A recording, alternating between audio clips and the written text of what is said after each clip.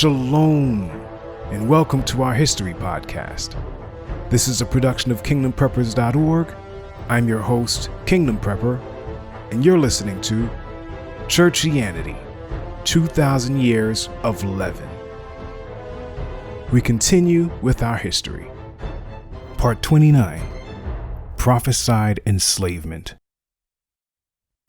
While the 16th century saw the rise of the Portuguese and Spanish empires, which had divided new conquered lands and peoples between them, the 17th century was occupied with other European colonial powers building up empires of their own in the New World.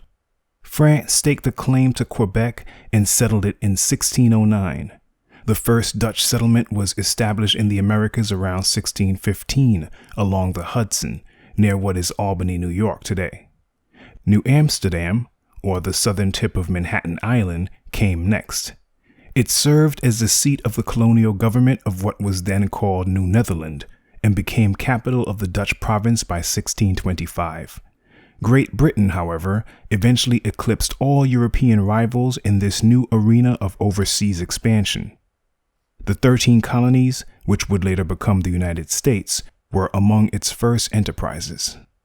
Spain's early conquests of the New World is often contrasted to that of Great Britain's.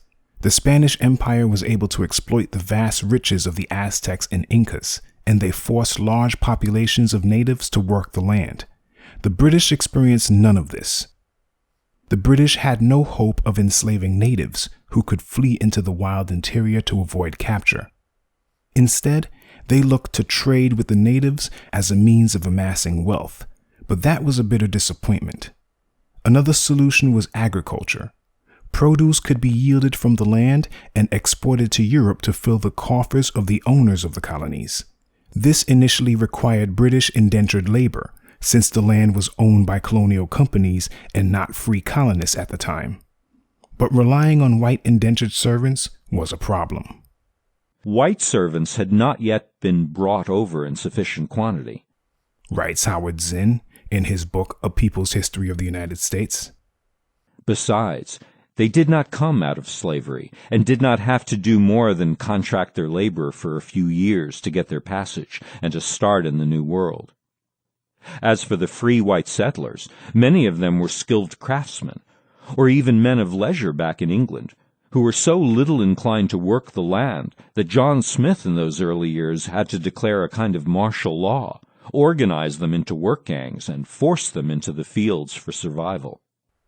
All around them, Native Americans were living off the same land, able to support themselves and were, in that sense, superior to the white settlers, who had better technology but no means of creating enough food with it. The so-called savages had the advantage over the civilized invaders. It got to a point where white settlers deserted the colonists and joined forces with the natives. This frustrated the Virginians, who resorted to killing and torturing natives and burning their villages and cornfields in a show of what they considered superiority. Regardless, their many failures forced them to look to yet another avenue for survival. Black slaves were the answer, writes Howard Zinn. And the first of those slaves were 20 and odd Israelites who were captured in the kingdom of Ndongo in Angola and brought to Jamestown aboard a British ship on August 20th, 1619. Zinn goes on to say, and it was natural to consider imported blacks as slaves, even if the institution of slavery would not be regularized and legalized for several decades. Because by 1619, 1 million blacks had already been brought from Africa to South America and the Caribbean to the Portuguese and Spanish colonies to work as slaves. 50 years before Columbus, the Portuguese took 10 African blacks to Lisbon. This was the start of a regular trade in slaves. African blacks had been stamped as slave labor for 100 years. So it would have been strange if those 20 blacks, forcibly transported to Jamestown and sold as objects to settlers anxious for a steadfast source of labor, were considered as anything but slaves. We discussed the ramifications of that 1619 event in our scripture study video, 400 Years, Sentence Served. The enslavement of so-called blacks was prophesied in the scriptures in several places.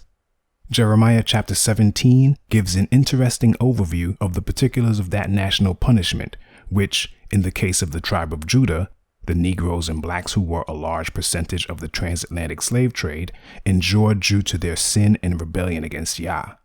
Captivity and the loss of their heritage are two key circumstances they would suffer, as mentioned in the following verses.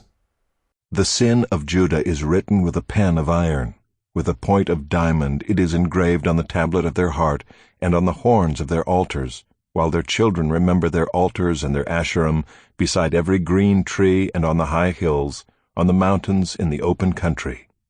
Your wealth and all your treasures I will give for spoil as the price of your high places for sin throughout all your territory.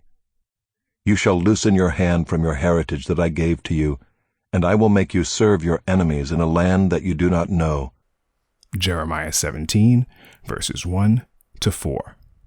Historian Howard Zinn adds, Their helplessness made enslavement easier.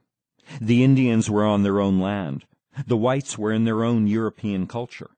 The blacks had been torn from their land and culture, forced into a situation where the heritage of language... To listen to the full audio of this podcast, or to download a free MP3 version, visit our website, kingdompreppers.org, by clicking the link in the description, and journey with us on this important historic odyssey.